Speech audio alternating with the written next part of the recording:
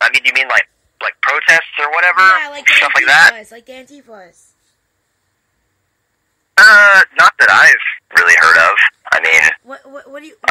What do you think about the Antifas that are messing with the metal scene? I mean, honestly, it's nothing new. I mean, that stuff's kind of been happening, forever. I mean, you would have sort of like grindcore bands and stuff like that. I mean, there's this old band from Italy called Cripple Bastards, and they, were a little bit political, but they released an album called Almost Human, and the cover was really, I mean, it's really fucked up. I don't know if you've seen it, but it's you have seen it? Yeah, it's pretty cool. I like it. Yeah, well, so I don't need to describe it then necessarily, but, I mean, those guys were, they were hounded by, Antifa in Europe. They couldn't play anywhere for that. Even though I think that, everybody sort of misunderstood, I guess, the point they were trying to make with that really fucked up album cover. So, yeah, I mean, I don't know, there's nothing really going on, I think, in the local scene that's necessarily going to, I know it happened in New York, and in Chicago, and in Milwaukee, and in Madison. I know they've tried to butt heads with the bands and at the concert venues. I've seen so many stories on that shit. It's like, wow. Yeah, that's crazy. I mean, I think the most prominent example I know of was like the band from Norway, the black metal band Tolke. Their whole tour got canceled because of some shit. So that was associated with like Antifa and stuff like that. But this is what I say: keep politics out of the music. That's it. Yeah, it's easier said than done, though. Let's just keep it metal. We need it. We need to keep it metal. That's it. Yeah, no, I totally agree. But politics has always sort of found its way into music. So especially with the Slayer songs from back in the day, Megadeth, Anger 18, I think it was. Oh yeah. For Destruction. The Metallica, Master of Puppets, Kill 'Em All album, and Seek and Destroy, and Ride the Lightning. Oh, and then many other songs. Guns N' Roses, Rolling Stones, GNR, and all that bullshit. Yeah, I mean, that's a good point. I didn't even think about that. I mean, there's so much political stuff going on. Oh, and I mean, especially those early... Oh, sorry. Oops. Anthrax, Testament, Anvil, too. Yeah. There's, tons of political messages. And, I mean, those early Megadeth albums, too. I mean, Dave Mustaine was pretty much like, I mean, he was almost like a punk back then. All that stuff just had so many, like, almost like punk rock political undertones. I mean, stuff that you would hear on, like, anarcho-crust bands. I think he had a lot of that messaging. Which is ironic because he's, completely different now, but yeah, I mean, I don't know. I think that any kind of, the problem with politics, I think, on either the right or the left is just people that will take it to the point of, when you're trying to, I guess, silence speech and silence freedom of expression, that's... Or like what Kanye West is doing right now. I kind of support Kanye West, what he's doing. It's freedom of thought. Sure, yeah. You can't control anybody's thoughts. Yep, that's exactly true. That's what they're trying to do, control your thoughts. It doesn't matter and I mean... what side of the fence you are on. It doesn't matter. Yeah. I mean, people are gonna try to tell you what to think and all that kind of stuff, and, it's unfortunate. I think that the political discourse we kind of get sort of, people are kind of pushed into these camps, you know what I mean? And it's kind of like, an us versus them sort of thing, and that sucks because it's like, we're all on the same team. It's all America, you know what I mean? We just got to do what's best for us, and we can all agree on something. You know what I mean? So we all can agree on because we all eat, sleep, drink, shit, piss, showers, and all that bullshit. Yeah, totally. You know, we all share not that much difference. We all love each other. We all love a sexual partner. Doesn't matter what kind of sex race it is. Yep, exactly. Doesn't matter if you're black, white, Mexican, Asian, gay, transgender, lesbian, faggot, or anything like that. You know what I mean? I got no other terms for a man being. That's the word I was taught. For a man, gay man. Yeah, I think they just call them homosexuals. Oh, whatever, homosexuals. Yeah, yeah, you came up with a better word. And then, what about the female bands that are getting attacked? Oh my god. The female bands? Yeah, there's female bands out there that are getting attacked by. I don't know how I gotta explain it. I've read something about it like a while ago. Female-oriented bands. Sorry, what were they called? I don't know. I forgot the name of the bands. Just I thought you might have heard about it because it happens in the West Coast a lot. Interesting. Yeah, I haven't heard anything about that. Yeah. So, what with this band? What was the first place you guys played at? The name of the first place. First place that we played was a place called the Tonic Lounge, which is it's actually right next to where we rehearse. And that show was it was with Ex Mortis, and Hatchet, I believe. Hatchet. So yeah, that was a good show. We seen Ex Mortis, we seen Hatchet. Yeah, Ex Mortis are awesome. Those guys are real good friends of mine. Fuck yeah. How was the venue? How was the show? There was a packed house. Do you have a lot of fans? I would say yes and no.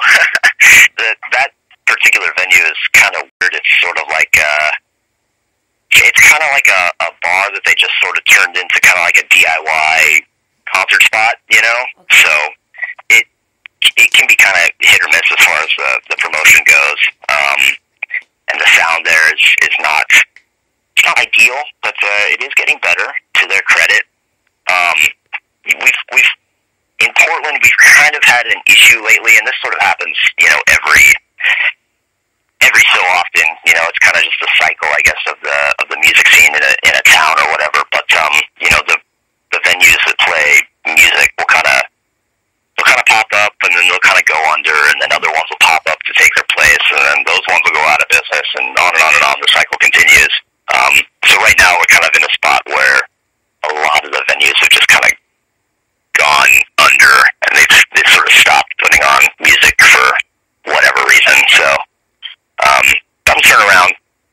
But yeah, so now we kind of have some strange places that are maybe getting some shows that are, you know, a little bit odd. But so how many venues do you have in Portland area that do metal bands? I mean, you know, we probably have more than, you know, most places, even when we're kind of in a bit of an ebb.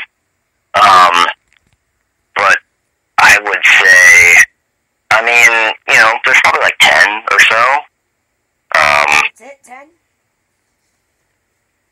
Yeah, I would say probably about 10 right now. Shit. We got like thousands of them over here in Illinois, Wisconsin. Wait, sorry, say that again? We got like thousands of them in Illinois and Wisconsin. Oh, yeah.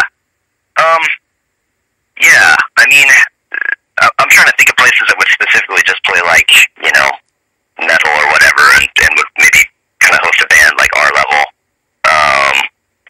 I mean, there's probably more than that, but at least the ones that, you know, we stand a chance of playing at, I would say there's probably about 10, or ones that we would want to play at. So, yeah, and that, you know, that number is, again, it's kind of down from, you know, what it might have been maybe at this time of last year, just because of the way that things have gone, but hope so. Yeah, same. So, let me ask you some fun questions. What's your favorite food? I don't know, probably like burritos or something. Oh, nice. What's your favorite drink? Like, non-alcoholic or alcoholic? Favorite drink? Favorite drink's probably coffee. Yeah, I would say coffee by a long shot. Caffeine, huh? You gotta get the caffeine in you. Yeah, gotta have it. So, do you drink any energy drinks? I don't really like to drink energy drinks, mostly because I don't like the sugar. It kind of makes me a little bit sick. It's a little too sweet. Okay. So what's your favorite alcoholic drink? I actually don't drink alcohol anymore. I stopped doing that in, I want to say, like October of 2014, so it's been about 4 years. And yeah, it was just getting a little too out of control for me, so, you know, it was harder to not play shows completely fucked up, so I just, one day I saw some footage of me playing a show, and I was totally blacked out. And I just kind of said to myself, you know, like, dude, what the fuck are you doing? This is ridiculous. You spend all these hours and whatnot practicing, and then you're just going to go get completely fucking trashed and play like shit. So what's the point? So I just stopped. So who are your top 5 favorite bands? Oh, man. That's such a tough question. Top 5 favorite. I'm gonna say, I think King Diamond would definitely be up there. I think Symphony X would probably be up there. Oh, I really like this old band from the 80s called Fifth Angel. They actually just got back together and released a new album on Friday. I really like Sanctuary and Nevermore. Ingve, his band. Man, I could really go on and on and on. It's so hard to, Symphony X. Just check 5. Symphony X. Yeah, love those guys. Yeah. So, what was the first metal concert you ever attended? First metal concert. I honestly don't remember because I was going to punk shows. So I remember the first punk show I ever went to. I don't remember when it crossed over to metal. First punk show I saw was it was the Casualties, and I think I want to say this old Portland punk band called Defiance also played. It was at this venue called the Paris Theater, which is kind of had a long history of it sort of has alternated between being a venue where you would see shows and being like a porno theater. So go figure that one. I think they're playing shows now, but maybe like a couple years ago, that's where you would go to watch hentai videos. So what do you think about promoters that do pay-to-play shows? We don't really do that. I think it's kind of crappy, you know? Because, I mean, it should be the other way around, you know? We're providing a service, we're doing work. So, you know, I think that the relationship should be on getting people out to the show to cover the expenses and to pay an admission to get in.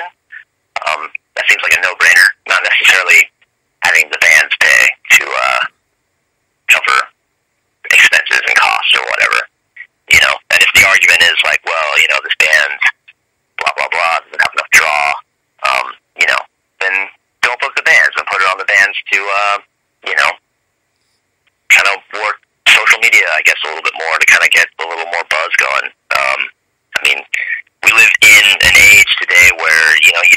necessarily have to play live to kind of get your name out there and get in front of people. So where do you see the band Silver Talon 5 years from now?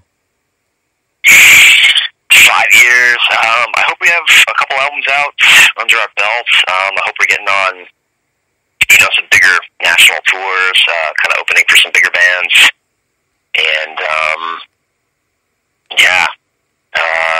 well respected in the metal scene. And hopefully able to, I guess, make a decent living off of what we're doing, so that we can, totally do it full time and not have to worry about day jobs to pay rent and stuff like that. Cool. Well, Bryce, I want to thank you very much for taking the time to do an interview today. Yeah, absolutely. Thanks for having me. You have any final words you want to, or thank yous you want to say to anybody that might be listening out there? Yeah, I just wanted to say, again, thanks for having me. Check out the Silver Talon debut. It's called Becoming a Demon. We're going to be shipping out physical copies here pretty soon, but it's available to listen to streaming everywhere. iTunes, Spotify, it's on YouTube. So yeah, give us a listen, and then if you like us, come out, see a show. And definitely hope to see you two in Chicago. So November 7th, the tour starts in San Francisco. Correct, yeah. And you end December 2nd in Keno, Nevada. That show actually got moved to December 1st, so we lost a show, or we couldn't fill a date there on the 1st, so we decided to move the Reno show to the December 1st, so. Alright, cool. Yeah, I see that. It says the to-be-announced show became the Keno show. Yeah, exactly. Alright, cool. Well, yeah, we'll see you up there in the live wire then. Hell yeah. So, yeah, well, thanks again for taking time to do an interview, man. Yeah, absolutely. Thanks for having me. No problem. We'll do another one in the future. Yeah, sounds good. Alright, have a great day, man. Alright, you too. Bye. Talk to you later. Bye.